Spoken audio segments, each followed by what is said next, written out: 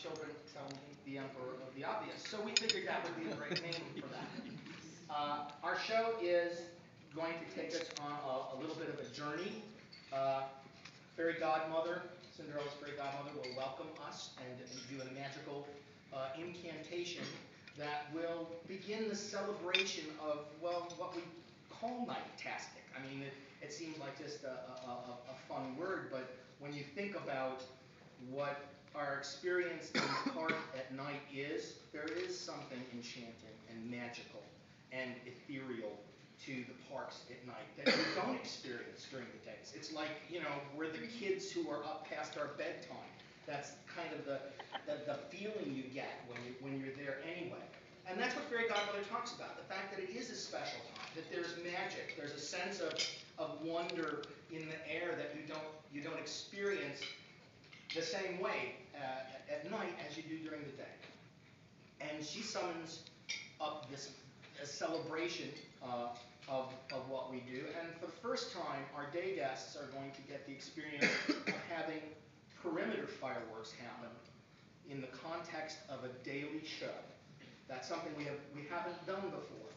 You know, we usually reserve the perimeter fireworks for when we're doing July 4th or New Year's Eve, or when we're doing a hard ticket event, a special event like Mickey's Very Merry Christmas Party or Mickey's Not So Scary Halloween Party. And I'll say something, I'll mix them up probably at some point because I'm honoring and senile. So anyway, but usually those kind of elements, and if you look out the window, you picture yourself in front of the castle, but instead of the fireworks just happening as a backdrop from behind the castle, they happen all around you. And that's what the perimeter fireworks do. We use those 5 locations.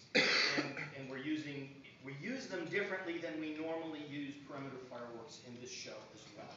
They become part of the storyline. Because when you summon up the good things, like Fairy Godmother, and then she's joined by Flora, Fauna, and Merryweather, who are Sleeping Beauty's fairies, the darker side can be summoned as well, because it is also about mystery and adventure. So, spoiler alert, a villain will also come in to try to participate and sort of take over the evening. But of course, I don't want to tell you how it ends. You kind of know how it ends. So, and we're, you know, hopefully using the backdrop of wonderful classic Disney themes in terms of our music that will also just do more than just the shock and awe, if you will, of what fireworks can do, because it works on such a visceral level as a storytelling technique. It's so unique in the way that you can make something, you know, our audience gasp in such a way, but we also make them laugh in this particular show as well. So there you go. That's the Summer Nightastic Fireworks Spectacular.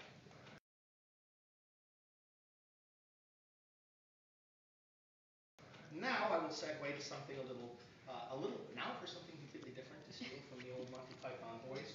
The Rock and Glow Dance Party, which is also part of our Summer Nightastic offering, which will be at the Disney Hollywood Studios. It will feature our wacky landscaping family entrepreneurs, Mulch, Sweat, and Shears, who are forever seeking fame and fortune as rock stars. They've built a stage in front of the hat on Hollywood Boulevard, and as the lights go down, as the sun goes down, the glow comes on. They're sort of the catalysts for this Rock and Glow Dance Party, which will utilize lights. We'll have, of course, the thing that brings that flush to your face, rock and roll music, and special effects as well. Some fun pyro moments will also occur, as well as just illuminating the area. We will have special lighting, and we will have a DJ as well, and some Disney friends will come out and spend some time with our guests as well during the course of this dance party. So it should be a really energetic, fun, and dynamic addition to the park, and we'll have 5 nights a week. So there you go. That's all I got.